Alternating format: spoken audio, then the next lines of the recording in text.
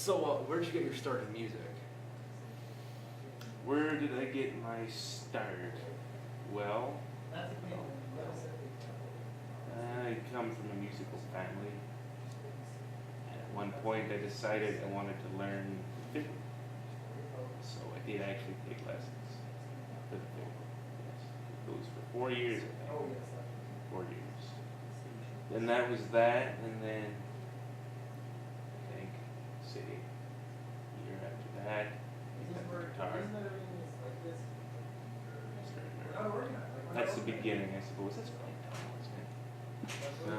What more can I say about that? Yeah, musical family. So, where did you get your first guitar and your first harmonica, your first fiddle, etc.? My first guitar I bought used. No. First guitar I inherited from my grandfather. And that was a good one actually, because the necks bent and all the strings were real angle like that. So I figured it's like my other grandfather's pool table. There's all hills and valleys. It's a really rough guitar to play, but if you learn on that guitar, then you're set. You can play other guitars easy. So that was the one I learned on. And then I got a used guitar. It was on consignment. That's what I'm playing now. It's good. Seagull. Yeah. A question about that. I've overheard people talking. Do you play in standard tuning, or do you like to change it up a lot? No, I tune it down 2 steps or 1 step.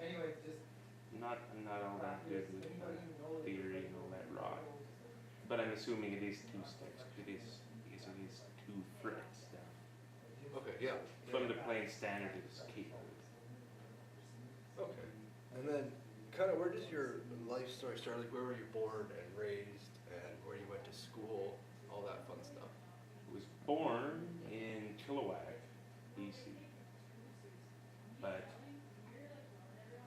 I was there for about a year, just directly after I was born, obviously, so don't remember any of that. But then moved back to the family farm, and eventually went to Manitoba when I was, say, I don't remember, 10, something like that, for 2 years. Then I came back to Lloyd. Originally, I went to Lone Rock School, which at the time had about 12 students. It was a great school, though. It was a big one. Big gym, only 12 kids, yeah. And then Whitmore School in Duck. And then, yeah, I suppose from then on I was homeschooled. So I was able to choose my subjects more. I learned Latin and focused on music. Yeah, that's a big part of becoming a musician. It's focusing on music. Yeah, I wasted a lot of time. You kind of touched on it already, but where did the gift of music come from in your life?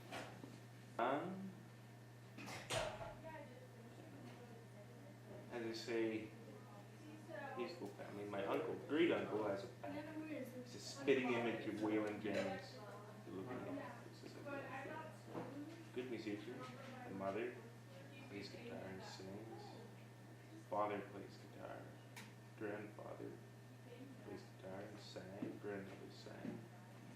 And various other people. I'm probably forgetting. It's terrible. But yeah, I put a bit of that, I suppose.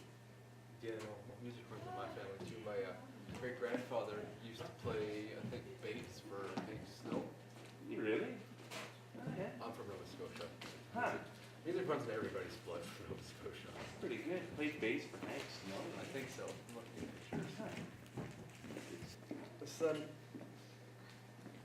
your music, have you recorded any albums? How many do you have? I did one. I did it over a weekend. Over one weekend. It's all very rushed. But, yeah, 8 songs. And they turned out half decent, I think. I would have liked to spend more time on them.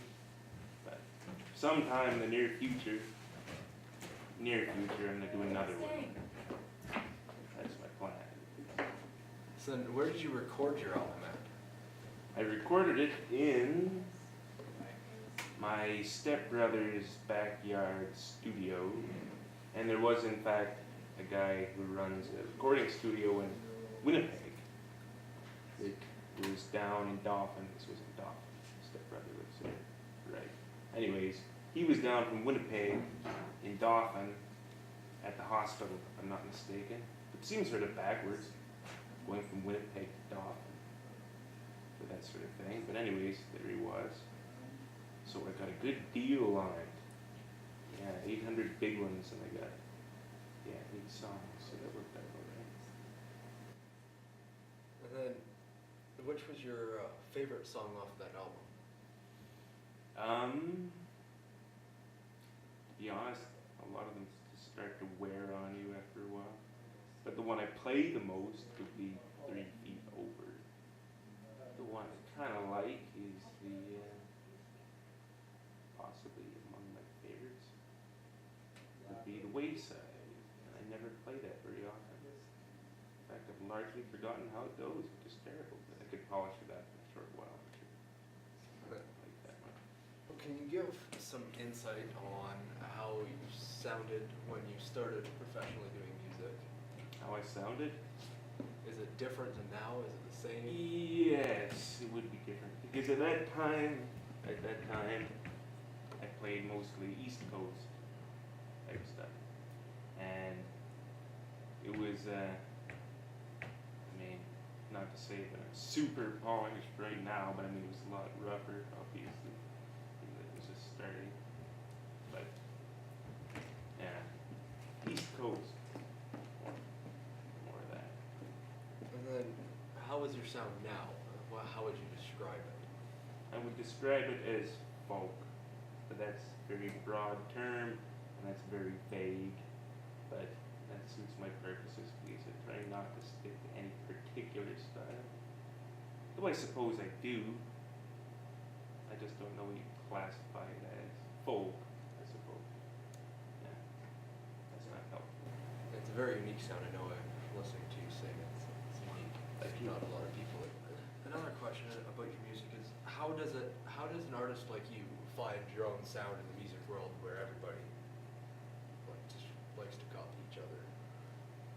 Well, I suppose my interests, music-wise, are different. I listen to a lot of stuff that most people don't, I suppose. I like a lot of old stuff. I don't listen to much current stuff. Very little. Very, very little. Old, obscure folk songs from the 60s and 70s. Those are the ones that I like best. And, yeah, I don't know. I do not know. The mix of old, kind of, like I say, folk type stuff of that period in Celtic music, the Dubliners, and Leonard Cohen and all that. I don't know. I just suppose I mix together what I like best. That's the way to do it. So are those like your musical influences too on your music? Yeah. Yeah, like Neil Young, Leonard Cohen, the Dubliners, Murray McLaughlin. Those sort of guys. Yeah. Have you ever toured? I did a sort of a tour. It was more like drifting, sort of hoboing around. Never made a lot of money. Quit my one job, and I got a van. It's a glorified minivan, is what it is. It's an SUV. But the idea was you could sleep in it, so I could just travel from place to place and not have to spend money on hotel rooms. But it's always uncomfortable sleeping. Very uncomfortable. Anyways, yeah, quit my job after saving up some money and traveled around from place to place. I had booked a few gigs.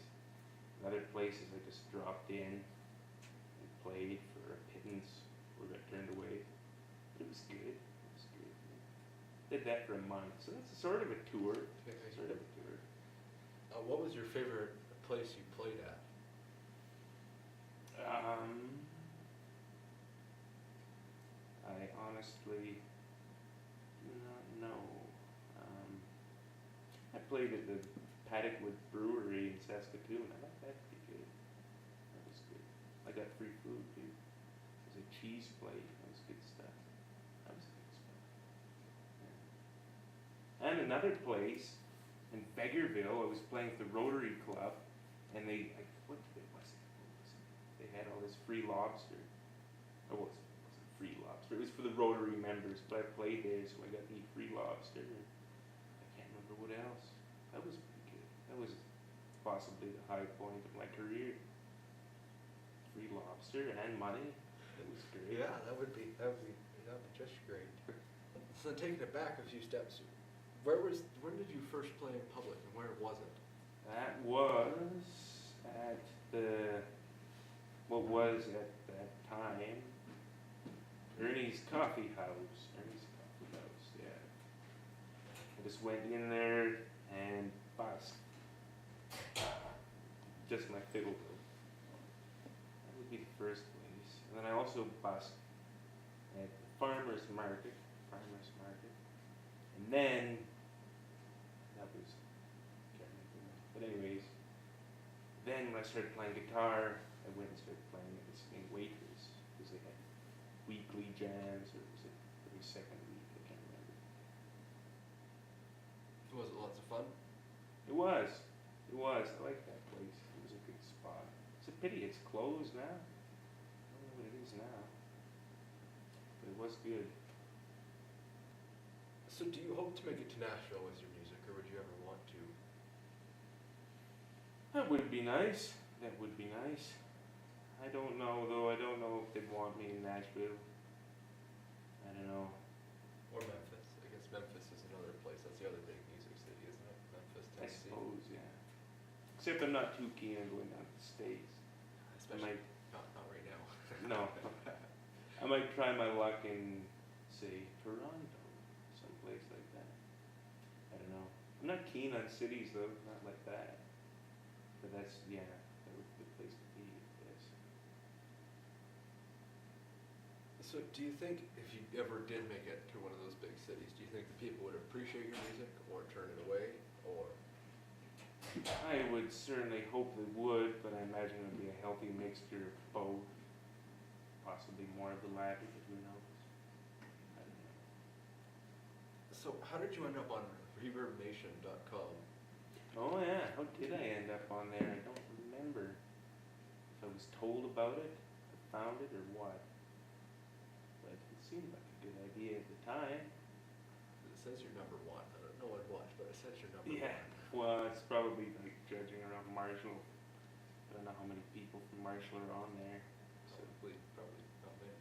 I would doubt it. So I'm probably safe in my number one spot there for now.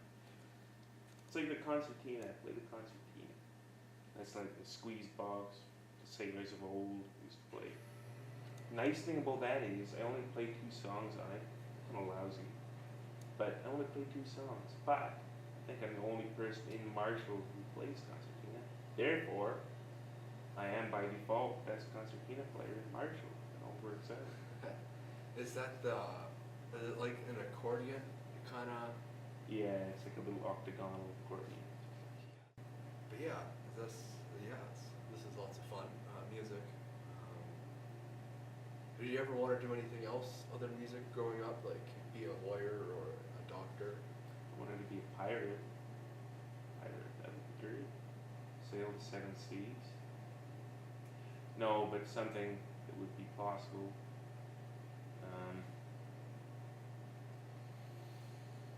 Blacksmithing. I'm in fact a blacksmith, whether or not I'm a good one. Blacksmith. It would be nice if you could make a living doing that, but nowadays, obviously, it's not easy. That's sort of a hobby. But that was another thing I was at one time pursuing, hopefully to make a career out of it. I know one guy that made things for the museum in Saskatoon, so it is possible. Cool. Would you mind playing some tunes for us? I could, yeah. Okay. I'm just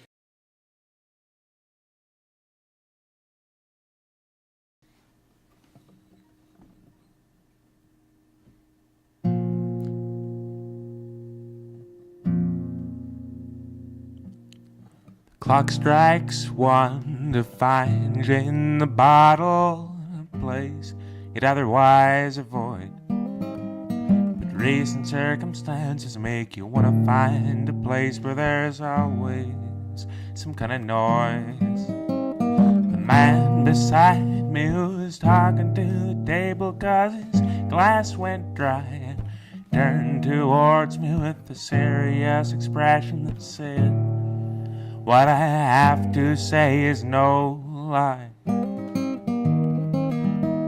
He said, "There's only 3 feet in the end you gain, not too much for show. Only 3 feet for the rich man, and 3 for the regular Joe. You can scheme and conspire, be seller or buyer while searching for fortune and fame. But when you're 3 feet over, we all end up quite tame."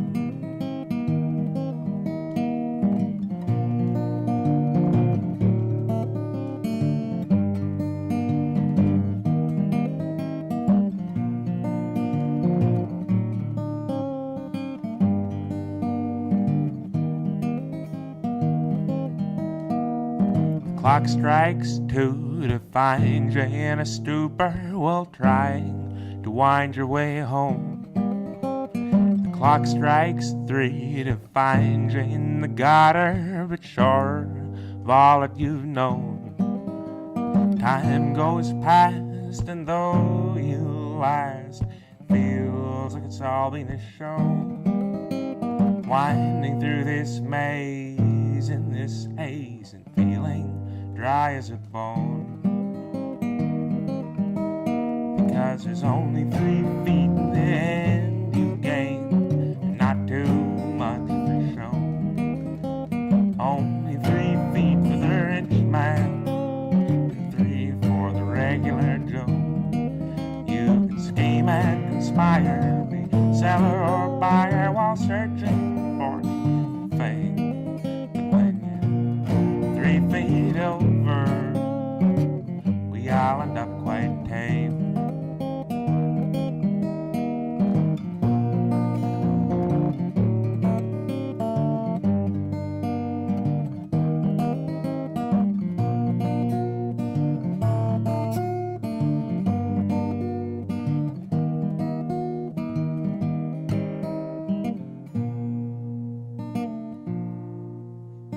Clock turns round and you're back in the beer parlor, but this time quite sober.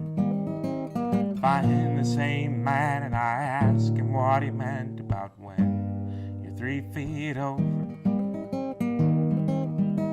He said a man is born to a 3-foot crib.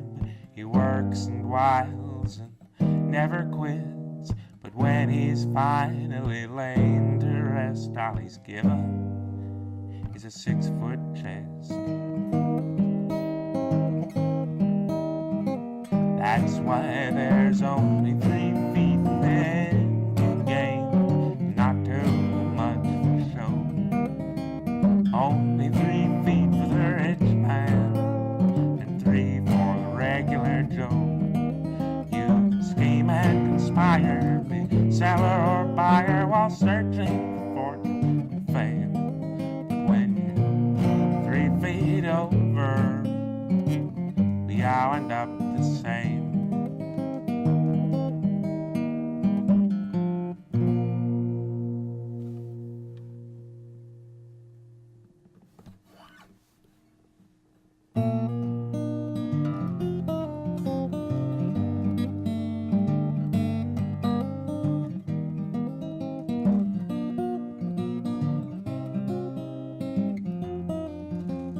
Morning gold has crept into the gutter, in every window down the lane. Street lamps fade and engine spits and shudders. The city wakes and fastens on its chains. Whom do I serve? It's thee. seems at times you win, you really only lose.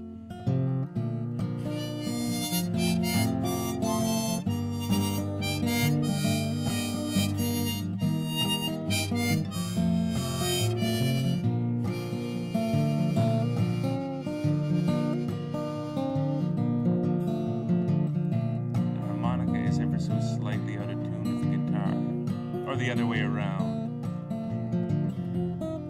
And I could carry on.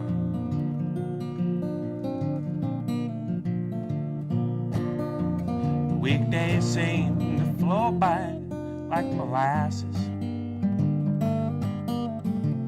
Funny how the years they seem to fly. The weekend comes, you blink twice, and it passes. With half your paycheck on the slide. Whom do we serve?